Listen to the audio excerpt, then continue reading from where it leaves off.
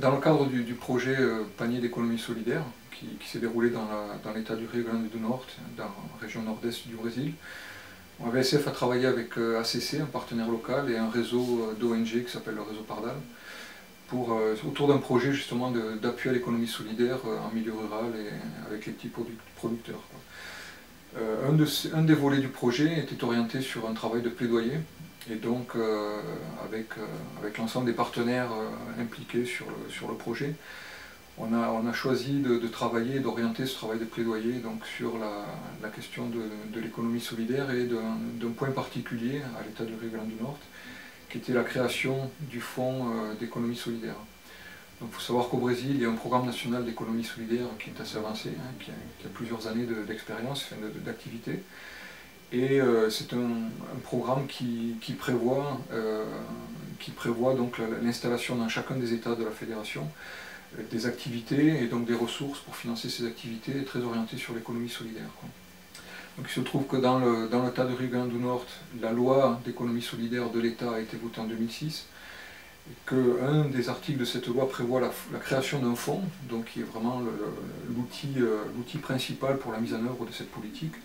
un fonds donc alimenté par des ressources de l'État du Rio Grande do Norte en grande partie, et qui permettrait donc d'appuyer des groupes d'économie solidaire pour de la formation, pour la structuration en équipement, en matériel, enfin, pour avoir vraiment un impact direct auprès des groupes, qui sont souvent des groupes avec des moyens modestes, et avec un besoin justement de formation, avec un besoin d'accompagnement relativement fort. Et donc sans ce fonds, en fait, la politique reste bon, quelque chose qui est sur le papier, comme on dit au Brésil, mais qui n'a aucun impact sur le terrain, quoi. Donc on s'est mobilisé avec les partenaires pour élaborer une campagne de mobilisation de la société civile, et principalement des ONG, des coopératives et du personnel impliqué dans cette dynamique-là. Et donc cette campagne a permis la récolte de signatures. Signatures nécessaires à la présentation d'un dossier au niveau du gouverneur de l'État, du Rio Grande do Norte, pour exiger justement la reprise du travail et de la réflexion sur la mise en œuvre de ce fonds d'économie solidaire. Donc aujourd'hui, on est toujours sur cette collecte de signatures. Il faut avoir 6000 signatures pour pouvoir être déposé à la Chambre des sénateurs de l'État, on va dire, et pour qu'il puisse y avoir, pour que ce soit passé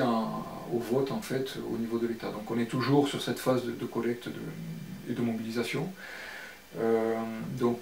les choses avancent doucement, mais elles avancent malgré tout. Donc il y a vraiment une expérience intéressante qu'AVSF et les partenaires de cet État sont en train de construire. Et je pense que dans le bilan qu'on est en train de faire avec ces partenaires, il y a un peu deux grands axes qui se développent. Il y a un premier axe de méthodologie et de nouveauté, c'est-à-dire que les partenaires brésiliens